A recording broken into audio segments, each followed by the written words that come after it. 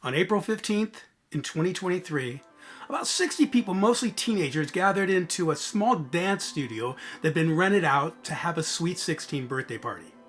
The party goers had no idea that this joyful celebration was going to end up in a tragedy so insidious that it was going to make national headlines and forever change a community. Despite the devastating and meaningless loss, something miraculous would happen.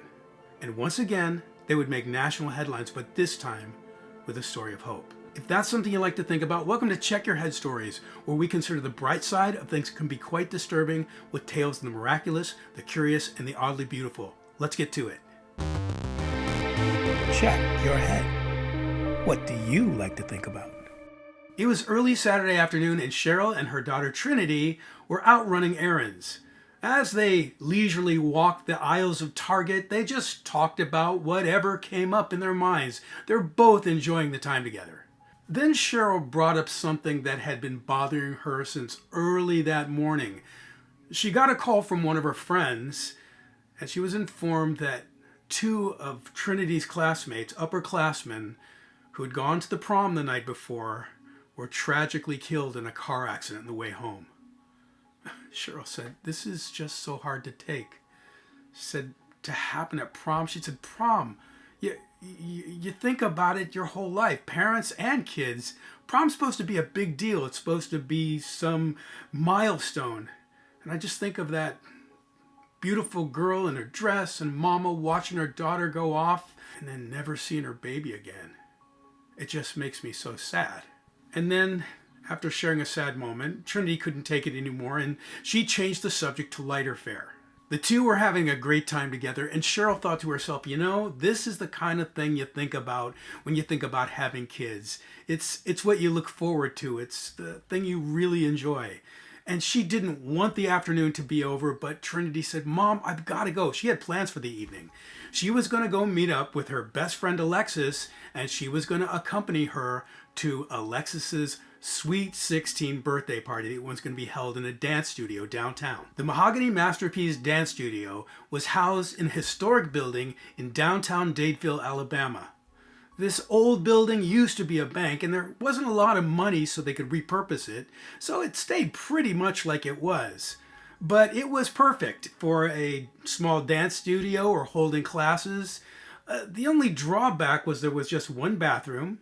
It wasn't huge. It was only about 30 feet wide and 40 feet long. Well, smaller than that actually.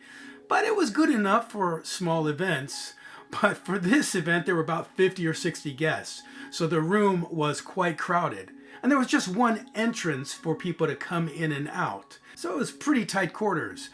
But they made the best of it. The DJ brought in his lighting system, and after he did a few tweaks, it kind of looked like a club, and the people were having a great time. Everyone was on the dance floor, and people were kind of going in and out the front door to cool off or just take a break, but the room stayed pretty full. At one point, 5 young men entered who were not on the invitation list. They had an air about them that was a little disturbing, and one of them actually had a black ski mask pulled over his face so he couldn't be identified. As they entered, the energy in the room began to change. There was a tension that was palpable, but people tried to just keep enjoying themselves and continue dancing. The birthday girl's mother, Latonia, didn't have a good feeling about these young men. She just turned on the bright lights in the room and asked the DJ to take a break, and she announced that anybody who was in the room who was over 18 or who had a gun had to leave immediately. Then she dimmed the lights again, and the music came back on, and they began to dance. The music continued, and it got more and more intense. The bass was just actually vibrating the floor, and the dancing got wilder than ever. As the music came to a pinnacle, at one point, the floor started vibrating from the bass, and one of the DJ's speaker stacks fell over, and when it did, it landed, and it sounded like a gunshot. The whole room froze. Several young men pulled up their shirts, and they exposed that they had guns tucked in their belts. There was a sense of fear and tension in the room, and then a real gunshot rang out. Now the room was transformed into a horrific scene. There were gunshots being fired, and people were screaming, and people were trying to find safety. People were bumping into each other, climbing over each other. There was only one exit, but shots were coming from every direction, so people didn't know where to go. There was confusion and chaos, and the gunfire just kept coming. Dozens of shots over and over. At least half of the people had been hit. When it was all over, almost 90 shots had been fired, and the 5 shooters, the young men, disappeared out the front door. The carnage left 4 people dead and 24 people wounded lying on the floor. Trinity Richards was one of those lying on the floor. She had been shot 4 times. 1 bullet grazed her leg, 1 went into her foot, 1 went into her waist, and 1 went into her head just behind her ear. When medics arrived, they had to be very judicious about their triage. One medic who saw Trinity thought there's no way this girl is going to survive. He was about to leave her and go to somebody else who might benefit more from the help. But as he watched her, there was something special about this girl that just grabbed him. He saw how she was fighting. She was taking a breath every 15 seconds. And when she did, she had what was called the death rattle. Now, medics know that when the breathing starts to take on that sound, it's a sign that the brain is dying and that there's no hope for survival.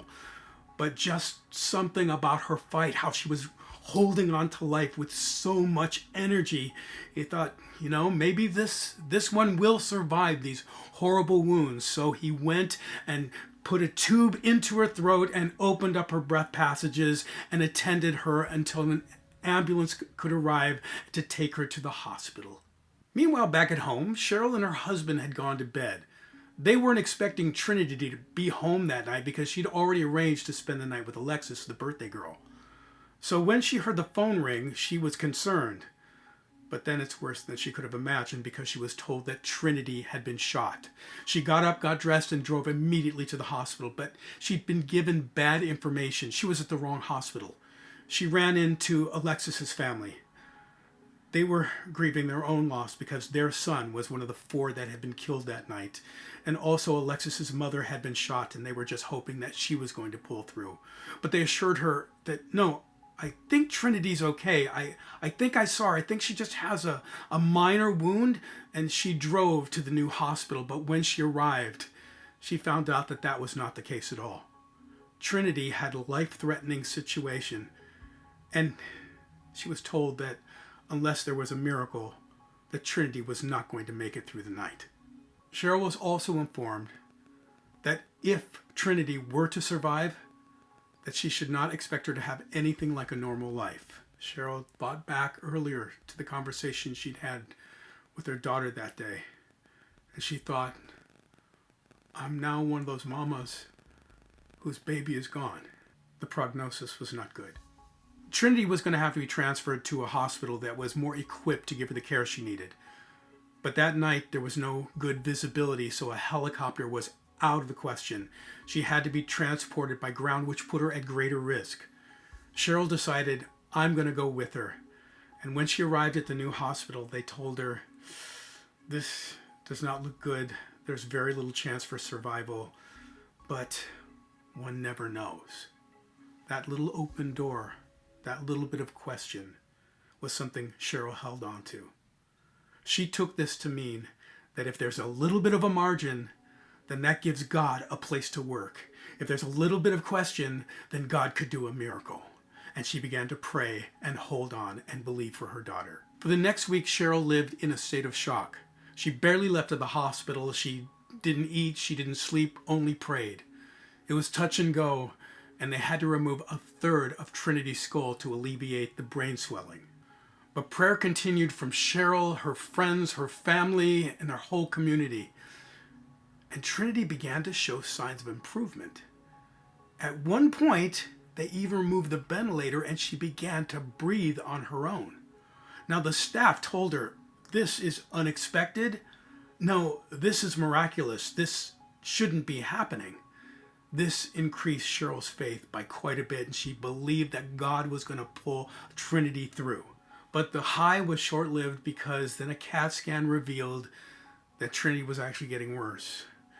And it also showed signs that the recovery was not going to ever be complete.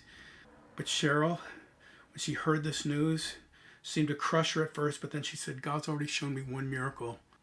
And she felt challenged to just keep believing and keep praying. And so she did. The next day, Trinity opened her eyes and she seemed to be responsive.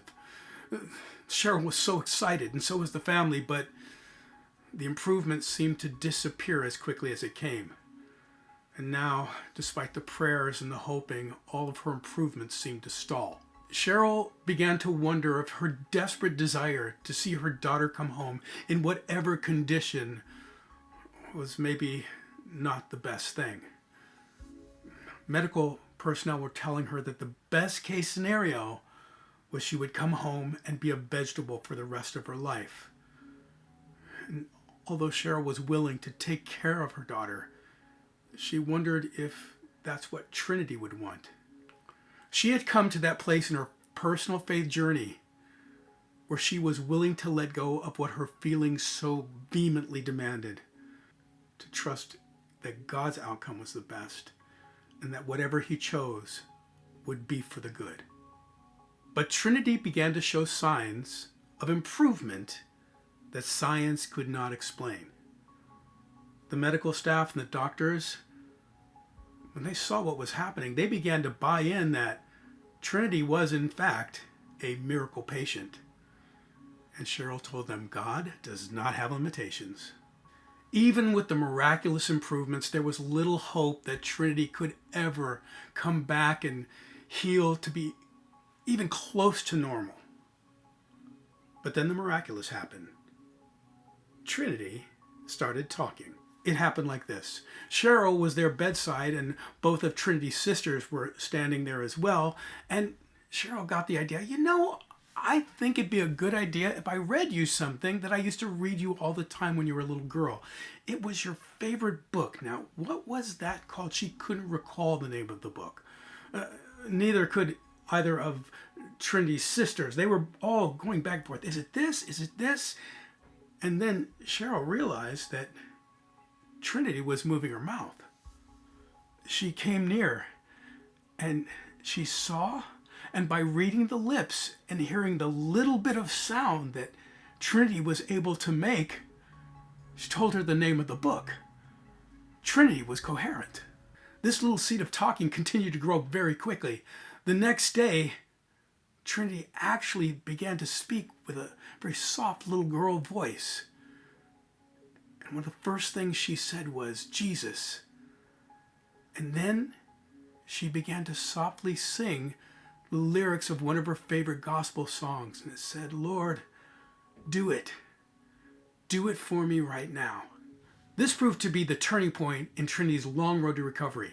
After 2 months, she was able to leave the hospital and enter a rehab facility. She had to relearn how to do everything: walk, talk, eat, all the little things she had to learn as a child. It all had to come back, and it had to come back so quickly. And Trinity would not be stopped. She was making immense progress. She finally was able to return to school. And she had a lot of confidence, but also Trinity was realizing she wasn't quite as strong as she thought. She would become very wobbly and woozy. She had to be helped to classes. She would become exhausted and become disoriented. And sometimes she didn't know where she was. She'd go to the wrong classroom on the wrong day. But she still forged ahead. But despite the daily discouragements and the impossible prognosis, Trinity can finally say, I have no limitations and the sky's the limit. Not only was she able to finish the high school year on time, but also she was voted homecoming queen. And in May of 2024, Trinity, who had to relearn to walk across the stage and received her diploma. She's already been accepted at several colleges and universities and plans to move forward in her college career to study social work. Trinity and her mother, although they both feel very blessed, are also sensitive to the families that lost their children that day, and they've come alongside them in every way possible to try and comfort them. Cheryl understands all too well what a mother's heart feels like when they lose their child, and she said this grief will never go away. Of course, when something this horrific happens, when it's a tragedy of this scope, everyone tries to process it in their own way. Some become bitter, some become angry, some become compassionate, some go into denial. Some of the people would scoff at the faith journey that Trinity and her mother express.